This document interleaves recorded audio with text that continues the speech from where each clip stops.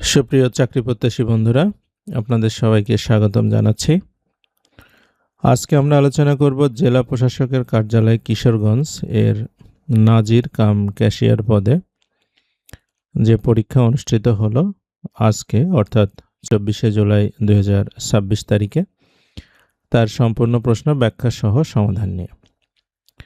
তা আমাদের channel job exam mate BD, আমাদের চ্যানেলে তৃতীয় এবং চতুর্থ শ্রেণীর সরকারি চাকরি প্রস্তুতির লিখিত অনলাইন কোর্স চালু রয়েছে। আপনারা চাইলে স্ক্রিনে দেখানো নম্বরে আমাদের সঙ্গে যোগাযোগ করতে পারেন।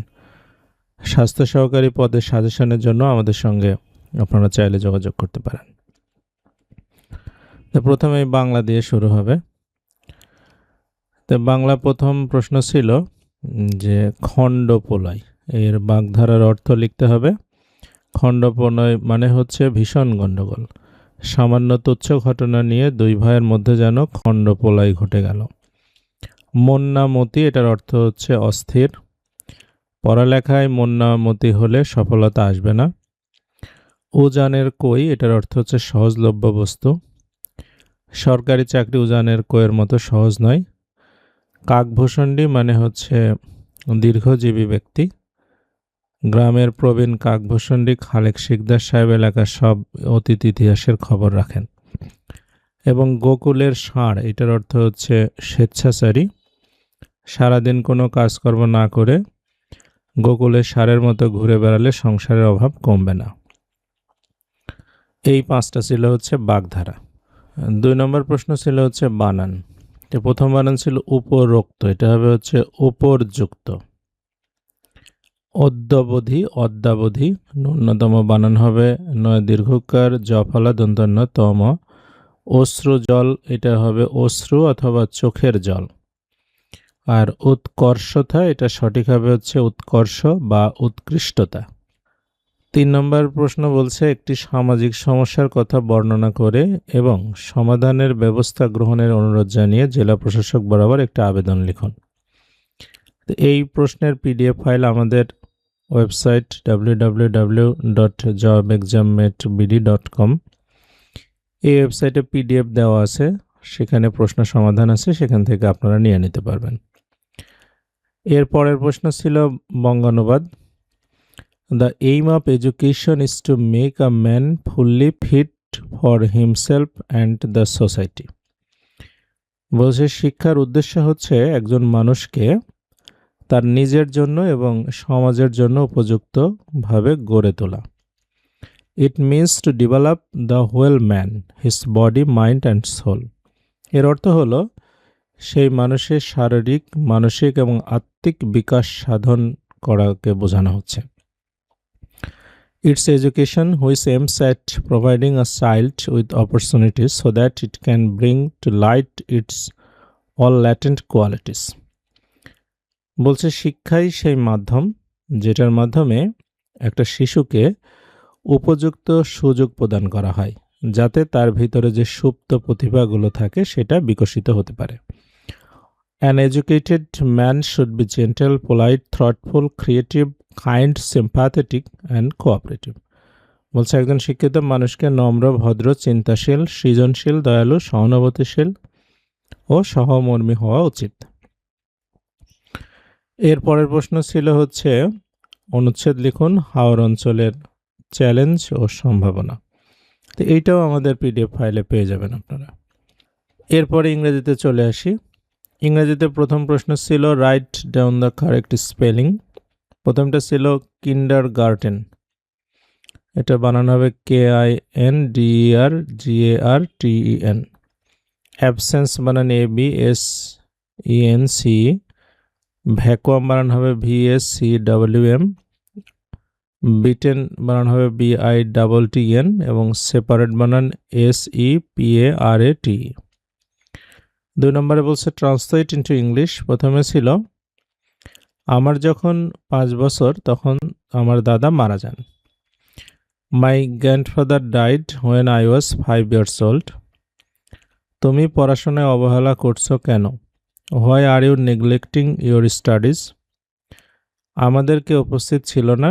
নান অফ আস ওয়াজ প্রেজেন্ট। চেষ্টা না করলে সফল হবে না। Unless you try you will not succeed, এবং তুমি না আসা পর্যন্ত আমি অপেক্ষা করব, I will wait until you come. 3 নম্বরে বলছে fill in the blanks with appropriate preposition.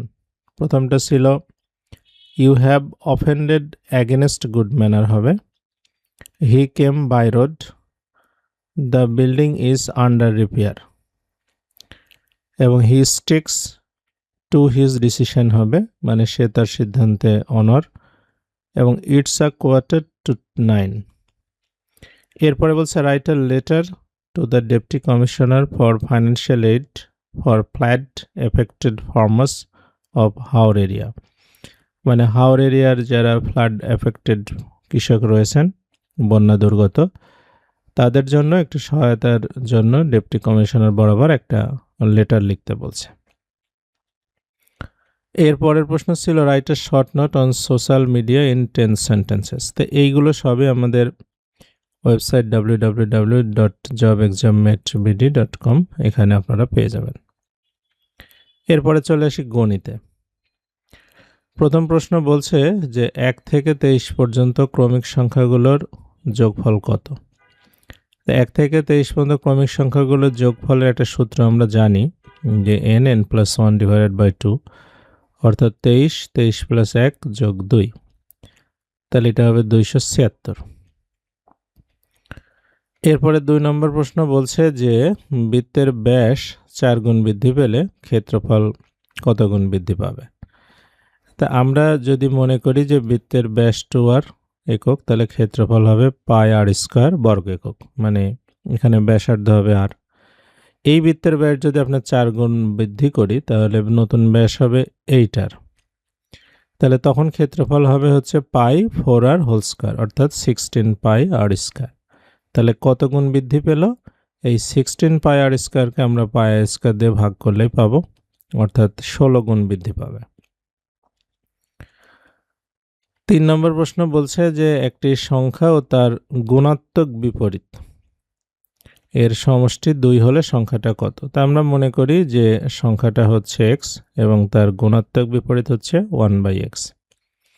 তো এই দুইটা যদি আমরা যোগ করি তাহলে হচ্ছে 2 হবে, অর্থাৎ x² + 1 = 2x, তাহলে x² - 2x + 1 = 0।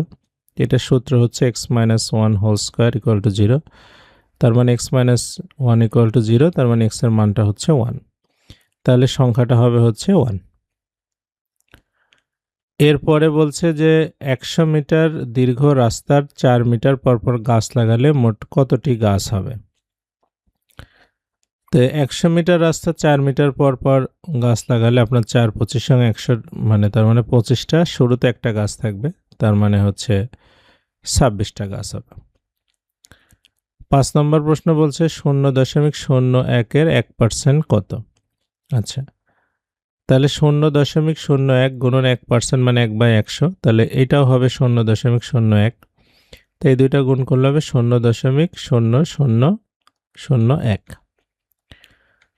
6 বলছে একটি বাঁশের 0.10 অংশ কাদায়, 0.70 অংশ পানিতে আছে। পানির উপরে বাঁশটির 12 মিটার দৈর্ঘ্য হলে সম্পূর্ণ বাঁশের দৈর্ঘ্য নির্ণয় করুন। তো এখানে আমাদের পানির উপরে আছে কতটুকু, এক অংশ থেকে 0.10 0.70 বাদ দিলে 0.20 অংশ থাকবে। এই বাঁশের 0.20 অংশটাই হচ্ছে 12 মিটার, তাহলে সম্পূর্ণ অংশ হবে 12কে 0.20 দিয়ে ভাগ করতে হবে, তাহলে হবে, অর্থাৎ 60 মিটার। আচ্ছা, এরপরে আমরা 7 নম্বরে যাই। বলছে 0.0001 এর বর্গমূল কত। তো এটার বর্গমূল নির্ণয়ের ক্ষেত্রে আমরা প্রথমে এটাকে রুটের মধ্যে নিয়ে নেব 0.0001। তো এটাকে 1/10,000 লিখতে পারি, দশমিক তুলে দিলে, তাহলে 10,000 রুট করলে হবে 100, অর্থাৎ 1/100 মানে 0.01। 8 নম্বর বলছে একটি ত্রিভুজের 3 কোণের অনুপাত 3, 4, 5 হলে সবচেয়ে বড় কোণটির মান কত। তো কোণের অনুপাত দেওয়া আছে 3, 4, 5, অনুপাতগুলো যোগ করলে হবে হচ্ছে 3, 4, 7, 5, 12। এখন আমরা জানি ত্রিভুজের 3 কোণের সমষ্টি হবে আপনার হচ্ছে 180 ডিগ্রি। তো সবচেয়ে বড় কোণটা হবে 12/5, 5 ভাগ, অর্থাৎ বৃহত্তম কোণ হচ্ছে 180 ডিগ্রির 12 ভাগের 5 ভাগ মানে 75 ডিগ্রি। আচ্ছা, 9 নম্বর প্রশ্ন বলছে যে a পাওয়ার -3 ইকুয়াল টু 0.5 হলে a পাওয়ার 9 এর মানটা কত? আচ্ছা, তো এই a পাওয়ার -3 কে আমরা 1/a³ লিখতে পারি, ইকুয়াল টু এটা 5/10 হবে। 5/10 এটা যদি আমরা উল্টাই দেই তাহলে a³ এর মানটা হবে হচ্ছে 2, মানে 5 দিয়ে 10কে কেটে দিলে 2 হবে, সেটা উল্টাই যাবে। এই a³ এর মান যদি 2 হয় তাহলে এরপরে আবার যদি আমরা হচ্ছে কিউব করি তাহলে a পাওয়ার 9 হবে 2 পাওয়ার কিউব, অর্থাৎ a পাওয়ার 9 এর মান হচ্ছে 8। এরপরে 10 নম্বর প্রশ্ন বলছে যে একজন ব্যক্তির বেতন 10% কমেছে, কিন্তু 1 বছর পর তা আবার 10% বেড়েছে। তাহলে মোটের উপরে তার বেতন শতকরা কত বৃদ্ধি বা হ্রাস পেয়েছে? আচ্ছা, এখন তার মূল বেতনটা আমরা যদি মনে করি 100 টাকা, তাহলে 10% যদি কমে তাহলে বেতন নতুন হবে কত? 100 টাকার থেকে 10% বাদ দিলে 90 টাকা। এই 90 টাকার আবার 10% বাড়বে, তো বৃদ্ধি পেলে 9 টাকা বাড়বে, তাহলে 90 টাকা 9 টাকা মিলে 99 টাকা। তাহলে পূর্বে ছিল 100 টাকা, এখন হলো 99 টাকা, মানে 1 টাকা কমে গেল। তাহলে 100 টাকাতে যদি 1 টাকা কমে যায় তাহলে আপনার হচ্ছে হ্রাস পাবে 1%। 11 নম্বর প্রশ্ন বলছে 5টি লেবুর ক্রয় মূল্য 4টি লেবুর বিক্রয় মূল্যের সমান হলে শতকরা কত লাভ বা ক্ষতি হবে? আচ্ছা, তাহলে আমরা মনে করি যে প্রত্যেকটা লেবুর দাম হচ্ছে 1 টাকা, মানে ক্রয় মূল্য। তাহলে 5টা লেবুর ক্রয় মূল্য হবে হচ্ছে 5 টাকা। এই 4টা লেবুর বিক্রয় মূল্য হবে তাহলে 5 টাকা। তাহলে 4টা লেবু কিনেছিল কত টাকা দিয়ে? 4 টাকা দিয়ে। তাহলে লাভ হবে কয় টাকা? 1 টাকা লাভ। তাহলে 4 টাকাতে লাভ হচ্ছে 1 টাকা, তাহলে শতকরা লাভ হবে 4 টাকাতে 1 টাকা গুণন 100 মানে 25%। আচ্ছা, 12 নম্বরে ছিল উৎপাদক। বলছে a square minus 1 plus 2b minus b square, এটার উৎপাদক বিশ্লেষণ করতে হবে। তো প্রথমে a স্কয়ার, এখানে মাইনাস কমন নিলে 1 minus 2b plus b square হবে। তো এটা সূত্র লেখা যায় 1 মাইনাস b হোল স্কয়ার। এটা আবার a স্কয়ার মাইনাস b স্কয়ারের সূত্র হবে, অর্থাৎ a minus 1 plus b a plus 1 minus b। এটাই হচ্ছে আমাদের উৎপাদক। এরপরে আমরা সাধারণ জ্ঞানে যাব। সাধারণ জ্ঞানে প্রথম প্রশ্ন বলছে জাতিসংঘের সাধারণ পরিষদের 81তম অধিবেশনের সভাপতি নির্বাচিত হন কে? ডক্টর খলিলুর রহমান। বাংলাদেশ ক্রিকেট বোর্ডের বর্তমান সভাপতি তামিম ইকবাল। ইউরোপের মাটিতে ইউরোপের কোন দেশের সাথে বাংলাদেশের জাতীয় ফুটবল দল প্রথম জয়লাভ করে? এটা San Marino. Islamabad memorandum of understanding কি? এটা হচ্ছে যুক্তরাষ্ট্র ইরানের মধ্যকার যে যুদ্ধবিরতি ফ্রেমওয়ার্কের সমঝোতা স্মারক। 5 নম্বর বলছে জাতিসংঘের সংস্থা FAO এর মানে কি? ফুড অ্যান্ড এগ্রিকালচারাল অর্গানাইজেশন, খাদ্য ও কৃষি সংস্থা। বিশ্বের প্রথম কার্বন নেগেটিভ দেশ কোনটি? ভুটান। বাংলাদেশের একমাত্র সরকারি জ্বালানি তেল শোধনাগারের নাম কি? Eastern refinery limited. বাংলা সাহিত্যের প্রথম মহিলা কবি চন্দ্রাবতী রচিত একটি গ্রন্থের নাম লিখুন। এটা হচ্ছে মলুয়া। এটা চন্দ্রাবতী মানে আপনার ময়মনসিংহ গীতিকার একটা অংশে এটা লিখেছিলেন। কোনো কোনো জায়গায় চন্দ্রাবতী রামায়ণও দেওয়া আছে, সেটাও লিখতে পারেন।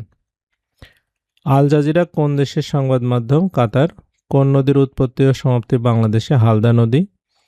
হর্টিকালচার কি সংক্রান্ত বিদ্যা? এটা হচ্ছে উদ্যান পালন বিদ্যা বা শাকসবজি ফলমূল চাষ, এগুলো বিদ্যা। বাংলাদেশের কোন জেলায় প্রথম সৌরবিদ্যুৎ চালু হয়? নরসিংদী। বাংলাদেশ LDC-ভুক্ত দেশ হতে কত সালে বের হবে? 2026। স্টারলিং কি? এটা হচ্ছে মার্কিন মহাকাশ গবেষণা সংস্থা স্পেস এক্সের পরিচালিত একটি স্যাটেলাইট ইন্টারনেট নেটওয়ার্ক। দেশের সর্বশেষ city corporation Bogura city corporation, 13তম। OTPর পূর্ণরূপ হচ্ছে ওয়ান টাইম পাসওয়ার্ড। দেশে বহুলভাবে প্রচলিত যে কোনো 2টি প্রধান ভূমি জরিপের নাম লিখুন। একটা হচ্ছে CS বা ক্যাডাস্ট্রাল সার্ভে, আর একটা হচ্ছে RS বা রিভিশনাল সার্ভে। হাকালুকি হাওর কোন কোন জেলায়? মৌলভীবাজার ও সিলেট। খাস জমি কি? যে জমি বা ভূমির স্বত্বাধিকার ও মালিকানা সম্পূর্ণভাবে সরকারি অধীনে থাকে তাকে খাস জমি বলে। বাংলাদেশের চলমান ভূমি জরিপ BDS এর পূর্ণরূপ কি? Bangladesh digital survey. তো এই হচ্ছে আমাদের আজকের প্রশ্ন সমাধান। আমাদের স্বাস্থ্য সহকারী বিষয়ে নিয়োগ পরীক্ষার সাজেশনও আমাদের কাছে আছে। আপনারা চাইলে স্ক্রিনে দেখানো নম্বরে আমাদের সঙ্গে যোগাযোগ করতে পারেন এবং তৃতীয় চতুর্থ শ্রেণীর চাকরিতেও চাইলে অংশগ্রহণ করতে পারেন পরীক্ষায়। তো যাই হোক, এতক্ষণ সাথে থাকার জন্য আপনাদের সবাইকে অসংখ্য ধন্যবাদ।